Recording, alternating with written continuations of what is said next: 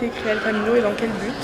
Alors on a créé Camino en 2005, enfin la rentrée s'est faite en 2005, on a travaillé pendant un an de 2004 à 2005 et l'objectif de Camino c'est de donner la possibilité à des jeunes, à des enfants au départ, parce qu'on a commencé que sur des écoles, des écoles élémentaires, de donner l'opportunité à des jeunes qui n'en auraient pas forcément l'idée de faire de la musique.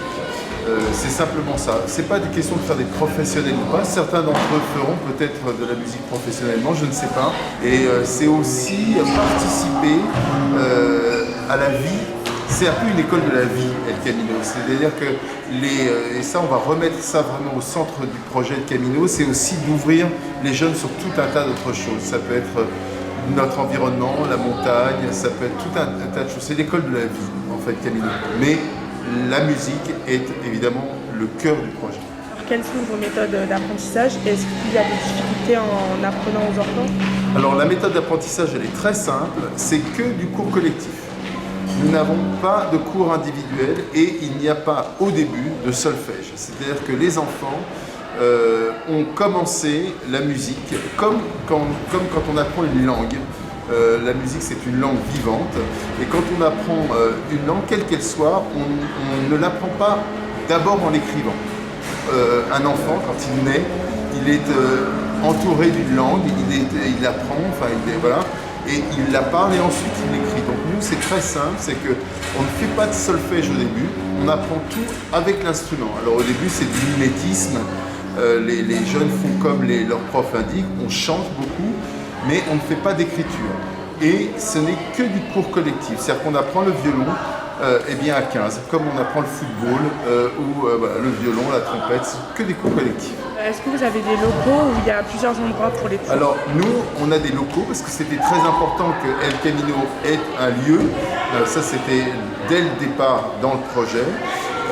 Et surtout que ce lieu soit dans le quartier, puisque El Camino c'est au début prioritairement ouvert aux enfants des 9 écoles des 2 quartiers, Ouzdébois et Saragosse.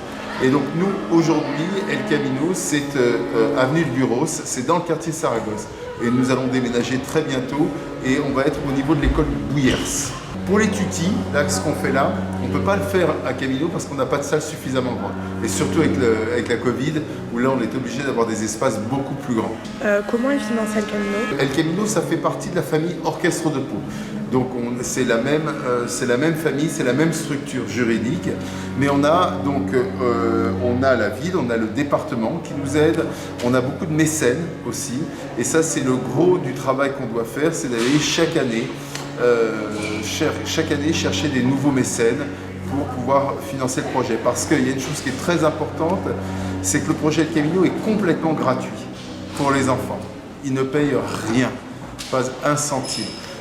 En revanche, nous, on doit trouver de l'argent pour pouvoir acheter des instruments, payer les profs, l'électricité, le chauffage, etc. Il y a les parents des enfants El Camino qui ont créé une association des parents. Et eux, ils financent à hauteur à peu près, c'est beaucoup d'argent, c'est pour ça que je le dis et je suis très fier de le dire, c'est à peu près 10 000 € par an.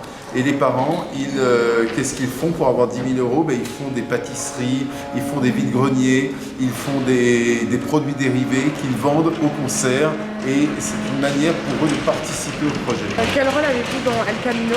Alors moi je suis directeur musical, comme je suis directeur musical de l'orchestre, donc moi j'ai un rôle, je n'enseigne pas individuellement, je ne suis pas instrumentiste, j'ai joué un peu de violoncelle mais je ne suis pas professeur d'instrument.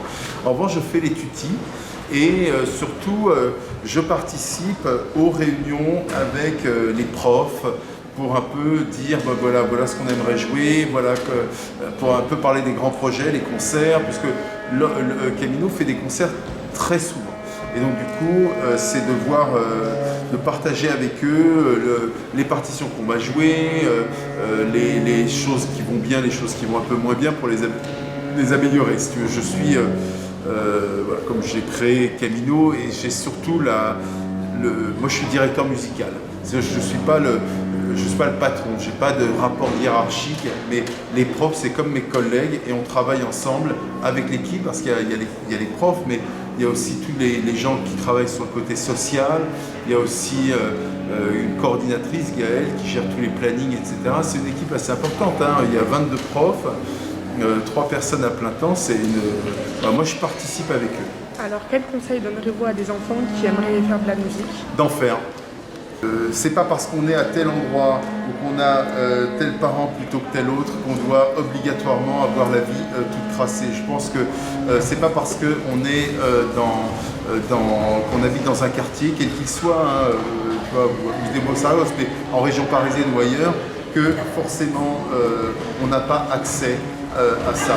Et ce qui est génial, c'est que dans les quartiers, comme partout, il y a des jeunes qui ont du talent. Et en fait, ce qui est complètement fou, c'est qu'il y a des gamins qui n'auraient même jamais eu l'idée même de s'imaginer pouvoir faire de la musique.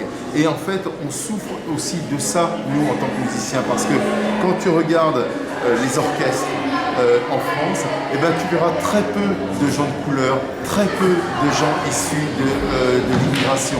Pourquoi? Parce que simplement on ne leur a pas donné au départ ni l'envie ni la chance d'en faire. Et donc du coup, forcément, tu ne peux pas avoir envie d'en faire quand tu ne vois pas sur scène des gens qui te ressemblent. Enfin, c'est complètement, c'est évident. Il faut ouvrir les possibles. On fait partie de la vie des enfants, mais comme une MJC, comme un centre social. Si un gamin, si un enfant, si un jeune, un ado, si un adulte a envie de faire de la musique, il faut en faire, voilà. Et nous, on a 0 sélection pour entrer à Camino. Et donc après, voilà, t'essayes, t'en as fait un peu partie pendant 3-4 ans, t'es parti, mais en tous les cas, même si les gens, les ados, parce qu'évidemment, il y a un moment où, avec l'école, tu passes en seconde, au lycée, etc. Bon, après, c'est un peu plus compliqué d'avoir le temps de tout faire. Et puis, tu fais pendant 4-5 ans, puis après, t'as envie de faire du basket, mais tant mieux, c'est super, c'est pas grave. Mais l'important, c'est d'avoir passé du bon temps à Camino et de se dire, voilà, tiens, si j'allais au concert ce soir, tiens, j'aimerais bien aller à un concert. Voilà. Et donc du coup, je pense que c'est un cercle vertueux. Merci. Voilà. Merci beaucoup. Merci à vous.